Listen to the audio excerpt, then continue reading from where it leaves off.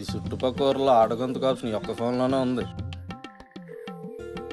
Hello hello ఎవరమ్మా? Hello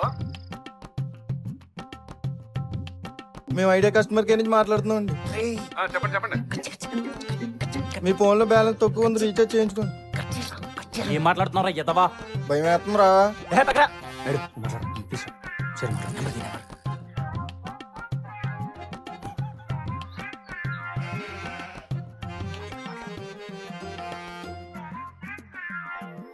hello hello uncle, ఎవరు? రాణి friend uncle. రెండవా? ఎటకారంగా ఉందా? ఇందాక ఫోన్ చేసి కస్టమర్ కేర్ అన్నా?